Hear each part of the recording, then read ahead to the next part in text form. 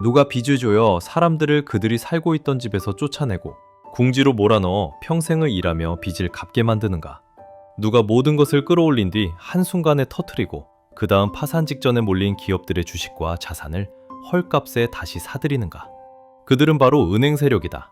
국가 뒤에서 움직이는 1%도 안 되는 사람들. 그들은 이미 부유했고 지금은 더 부유해졌다. 이것은 그들의 게임이며 돈을 풀고 거두는 사이클을 만들어 진행되는 게임이다.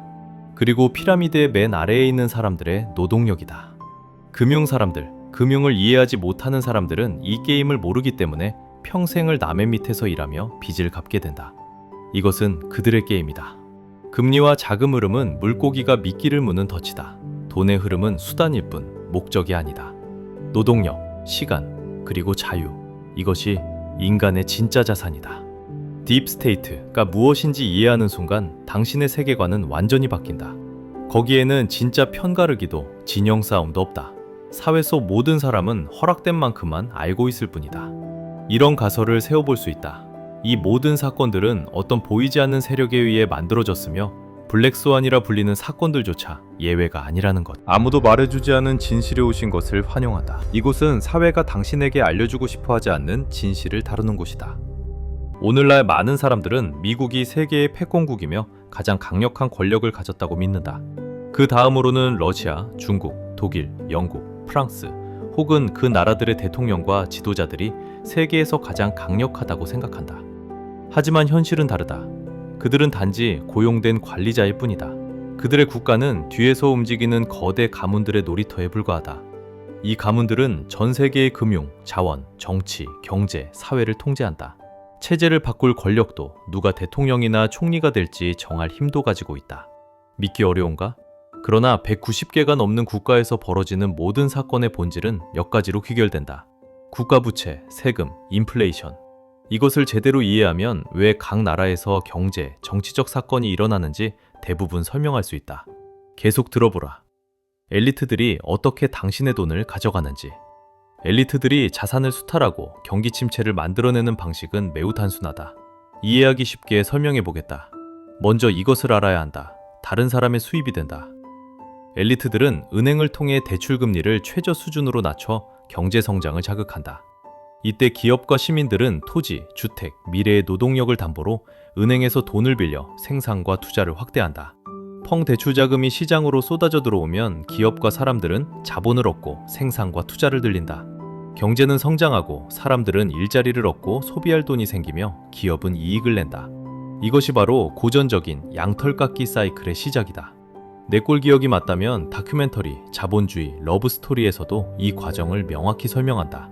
가격은 오르고 사람들은 다시 낮은 금리로 더 많은 돈을 빌릴 수 있다. 거품이 점점 커지고 인플레이션이 상승하면 경제는 정점에 이른다. 이때 은행은 금리를 인상해 인플레이션을 억제하고 기업과 개인에게 빚을 갚으라고 압박한다. 기업은 상환 능력을 잃고 자산을 헐값에 팔며 인프라를 축소하고 노동자를 해고한다. 실업률은 급증한다. 소득이 사라진 사람들은 빚을 갚지 못하고 파산한다. 자산은 은행에 의해 압류된다. 돈으로 갚지 못하면 노동으로 갚는다. 경제는 침체에 들어간다. 인플레이션이 끝나면 이 사이클은 다시 반복된다. 은행은 다시 금리를 내린다. 이 순환은 결코 멈추지 않는다. 각 인플레이션 국면마다 집값과 땅값이 얼마나 폭등했는지 보라. 불과 20년 만에 가격은 몇 배로 뛰었다. 이 끝없는 순환 속에서 인플레이션이 얼마나 잔혹한지 알 수 있다.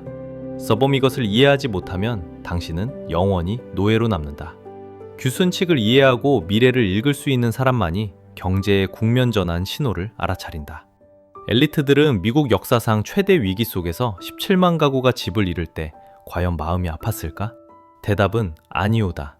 연준 바로 그 주범이며 세상이 달러로 가득 찰 때까지 이 일을 멈추지 않을 것이다. 전쟁, 전염병, 테러, 이 모든 시나리오에는 목적과 설계가 있다. 경제를 무너뜨려 헐값에 자산을 사들이고 국가 은행들을 파산시키는 것. 이제 주식시장의 본질이다. 문행권 시장을 만든 이유는 단지 부채 리스크를 관리하기 위해서가 아니다. 그것은 엄청난 수익을 내는 도구다. 그렇다면 은행은 왜 증권시장을 만들었을까? 첫째, 은행에 빚진 기업을 통제하기 위해서다.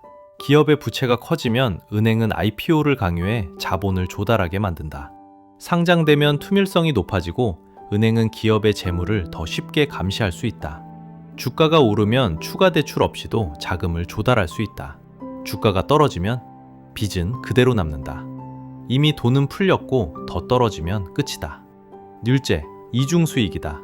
감시하면서 동시에 돈을 번다. 지은행은 IPO 이전에 싼 값에 주식을 모은 뒤 상장 후 비싸게 팔아 바로 차익을 챙긴다. 기업이 파산해도 은행은 인수수수료, 이자, 각종 금융수수료로 이미 이익을 챙겼다. 셋째, 증권시장은 은행에 돈 찍어내는 기계다. 마진, 레포, 프라이싱 같은 상품을 만들어 모두 수수료를 받는다. 막대한 자금 흐름을 통제하며 주가를 쉽게 흔든다. 시장이 좋을 때는 마진 대출을 늘리고 시장이 나쁠 때는 마진을 조여 양쪽에서 이익을 챙긴다. 결론은 간단하다.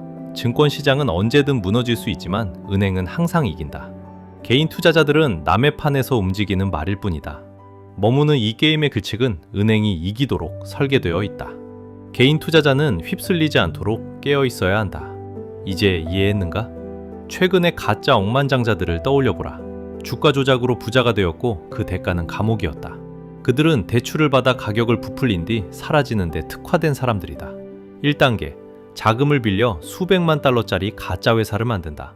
그들은 은행이나 투자펀드에서 자금을 조달해 기술, AI, 재생에너지, 상거래 등 전망이 좋아 보이는 모델의 회사를 세운다. 실제 제품은 필요 없다. 사람들을 끌어당길 만큼 화려한 미래를 그려내기만 하면 된다. 2단계, 미디어를 만들고 가치를 부풀린다. 프로페인관을 고용해 회사의 위대한 비전을 퍼뜨린다. 투자 유치 행사를 열고 투자 천재처럼 미디어에 끊임없이 등장한다. 초기부터 참여한 투자 펀드가 있다는 신호를 던지며 모두 함께 기업 가치를 끌어올린다. 3단계, 증시에 상장해 화면 속 억만장자를 만든다. 회사의 가치를 실제보다 몇 배나 높게 평가한다. 상장은 상상도 못할 가격으로 진행되고 주가는 급등한다. 미디어는 연일 보도하고 개인 투자자의 돈이 쏟아져 들어온다. 4단계, 거품이 터지기 전에 빠져나간다. 개인 투자자들은 아직 더 오를 거라 믿으며 계속 매수한다. 5단계, 거품 붕괴, 투자자는 갇힌다. 회사가 더 이상 실질적인 수익을 내지 못하면 신뢰는 무너지고 주가는 폭락한다. 억만장자는 이미 모든 돈을 빼고 사라진 뒤다. 남는 것은 가치 없는 주식을 쥔 개인 투자자들 뿐이다. Confiscated, 세기 최대의 경제적 함정. 베테나의 20년 전 부동산 가격을 돌아본 적이 있는가? 그때 집 한 채는 약 5억이었다. 지금은 50억으로도 사기 힘들다. 현재 가격은 20년 전보다 10배 이상 올랐다. 그렇다면 미래는 어떨까? 땅이 희소해서 가격이 오르는 것이라고 쉽게 생각하지 마라. 그것은 겉모습일 뿐이다. 실제로는 은행, 기업, 그리고 대중이 얽힌 정교한 경제 게임이다. 부동산은 거인들의 게임이다. 단순한 매매가 아니라 경제를 조종하고 돈을 세탁하며 자산을 통제하는 권력의 도구다. 권력층은 토지 정책을 설계해 시장의 운명을 결정한다. 행은 돈을 풀고 신용을 조작하며 필요할 때 빚을 조인다. 부동산 기업은 미리 땅을 사모아 가격을 부풀리고 꼭대기에서 팔아치우며 돈을 세탁한다.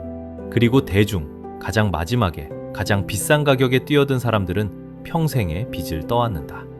집값이 10배 넘게 올랐는데도 왜 사람들은 가난할까? NYPD 부동산 가격은 폭등했지만 대부분은 부자가 되지 못한다. 오히려 더 가난해진다. 이유는 인플레이션이다. 내년 당신의 수입은 5% 오르는데 상점의 물가는 30%씩 오른다고 상상해보라. 당신은 평생을 일해도 집을 못 사는데 어떤 사람들은 돈만 들고 와서 저택을 산다. 왜일까? 당신의 돈은 월급이고 노동의 대가다. 그들의 돈은 자산에서 나온 돈이다. 게임의 규칙은 단순하다. 투식 같은 자산을 가지고 있으면 이긴다. 자산 가치는 인플레이션을 따라 오르기 때문이다. 펀금과 월급만 있으면 반드시 진다. 현금은 매년 가치가 떨어지고 월급은 거북이처럼 느리게 오르기 때문이다. 대세 월급은 집값을 따라잡지 못했고 내 집 마련의 꿈은 악몽이 되었다. 20년 전엔 월급 200만, 집값 2억, 10년 저축이면 집을 샀다. 지금은 월급 1,500만, 집값 200억, 11년을 모아도 희망이 없다. 결국 이 시스템은 당신을 위해 설계된 것이 아니다. 당신은 성실히 일하고 한 푼씩 모으지만 부자와 은행은 땅을 주고 5년 만에 집값이 3배 오르는 것을 바라본다. 당신이 집을 사려고 애쓰고 있다고 생각하는가? 아니다. 당신은 인플레이션과 경쟁하고 있을 뿐이다. 부자는 더 부자가 되고 가난한 사람은 계속 가난해진다. 이 게임은 그렇게 설계되어 있다. 그렇다면 부동산은 앞으로도 오를까? 아니면 게임이 끝났을까? 집값이 계속 오르는 이유는 사회가 집값 하락을 허용할 수 없기 때문이다. 금융 시스템은 부동산에 기대고 있다. 군자, 은행, 투자펀드의 돈은 계속 시장으로 흘러들어온다. 인구는 늘고 땅은 그대로다. 공급은 적고 수요는 많으니 가격은 오른다. 하지만 부동산 가격 상승의 본질은 인구 증가와 토지의 한계만이 아니다. 그것은 맞지만 충분하지 않다. 한번 보라. 하노이의 빈 땅이 정말 없는가? 다른 대도시는 어떤가? 팔리지 않은 아파트, 비어있는 단지는 없는가? 뒤에 아주 많다이다. 중국에는 사람이 살지 않는 유령 도시가 있다. 수십만 채의 아파트가 비어있다. 그럼에도 불구하고 집값과 땅값은 몇 년 만에 수십 배씩 뛴다. 이유는 인플레이션이다. 땅남은 인플레이션을 담는 그릇이다. 땅은 돈이 머무는 곳이다. 그렇다면 누가 자금 흐름을 통제하는가? 누가 이 게임을 운전하고 있는가? 하이 국가와 중앙은행에는 경제를 조정하는 3가지 신의 도구가 있다. 첫째, 금리, 통화량, 신용을 포함한 통화정책. 둘째, 세금, 공공투자, 자산 통제를 포함한 재정정책. 셋째, 환율, 금, 외환을 관리하며 자본 유출입을 통제하는 정책. 목적은 명확하다. 돈을 몰아넣으면 가격은 오르고 돈을 빼면 즉시 폭락한다. 결국 돈은 시스템 안에 남아있다. 다만 당신의 손에는 없을 뿐이다. 그들이 어떻게 플레이하는지 보라. 규칙을 알고 자금 흐름을 따라가며 돈이 어디로 들어오고 어디서 빠져나가는지 아는 사람만이 돈을 벌 기회를 얻는다. 1단계, 회복, 무대 준비. 미디어는 경제가 아직 어렵고 약하다고 불평한다. 그러나 실제로는 은행, 채권, 공공투자를 통해 돈이 서서히 시스템에 주입되고 있다. 예금 금리는 높게 유지되지만 대출 금리는 아직 크게 낮아지지 않는다. 사람들을 은행에 돈을 맡기게 해 거대한 자금풀을 만들기 위해서다. 은행 시스템에 돈이 가득 차면 이후 신용을 확대하기는 쉬워진다. 플래시라이트, 금, 달러를 안정시켜 자본 유출을 막는다. 메리트, 그 결과는 무엇인가? 싼 이 시기에는 큰 손들만 조용히 싼 가격에 자산을 모은다. 대중은 정보가 없고 시장은 아직 차갑다. 부동산은 잠들어 있지만 투기꾼들은 슬슬 눈치를 본다. 인터스테이트 우레이션 우려로 소폭 오른다. 높은 예금 금리 덕분에 은행 예금은 여전히 많다. 정부가 회복 신호를 언급하기 시작할 때가 바로 신호다. 논행들은 공식 발표 없이 조용히 신용을 완화하기 시작한다. 2단계, 성장, 돈을 풀고 가격을 끌어올린다.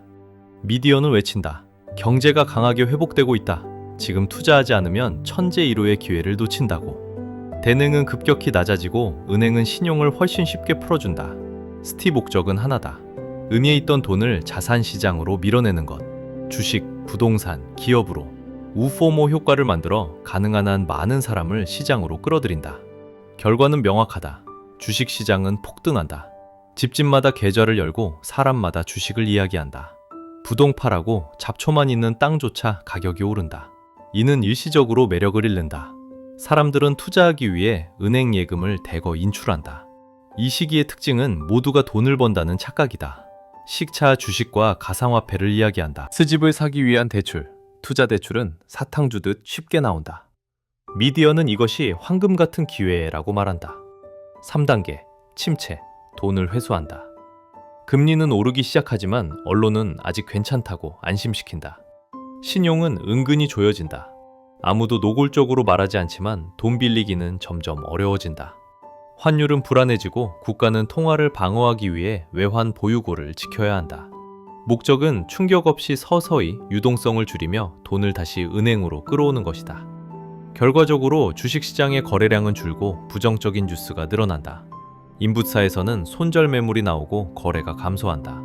금은 다시 상승한다. 사람들은 불안을 느끼며 다시 은행 예금을 늘린다. 4단계, 위기, 시스템을 정화한다. 또 금리는 급격히 상승하고 자금 흐름은 강하게 조여진다. 해외로 나가는 자본을 통제하고 외환을 국내에 묶어두며 금과 달러를 관리해 탈출을 막는다. 목표는 은행 시스템을 안정시키고 경제가 완전히 붕괴되는 것을 막는 것이다. 결에 따라 네모카다. 주식시장은 붕괴되고 유동성은 사실상 사망 상태에 들어간다. 사이코로지스트 어부고 꼭대기에서 산 투자자들은 손실을 버티다 헐값에 내놓아도 살 사람이 없다. 금은 피난처로 몰리며 급등한다. 사람들은 공포에 빠져 은행 예금을 폭발적으로 늘린다. 2단계의 신호는 언론이 글로벌 위기를 말하기 시작하고 사람들이 은행 앞에 줄을 서고 금이 품귀 현상을 보이는 것이다. 최종 목표는 금융 시스템을 안정시키고 다음 사이클을 준비하는 것이다. 이제 사회의 경제, 금융 사이클을 이해했는가? 아래에 댓글로 당신의 생각을 남겨라. 중요한 것은 무엇에 투자하느냐, 어떤 분야를 잘하느냐가 아니다. 가장 중요한 것은 경제 사이클을 이해하는 것이다. 어떤 자산이든 사이클이 있다. 가격을 밀어올리는 구간이 있고 정점이 있으며 바닥과 붕괴가 있다. 이해하라. 그래야 살아남을 수 있다. 데스데이 팟캐스트가 흥미로웠다면 좋아요 하나, 공유 하나, 구독을 아끼지 말아달라. 다음 에피소드들은 당신에게 더 큰 도움이 될지도 모른다.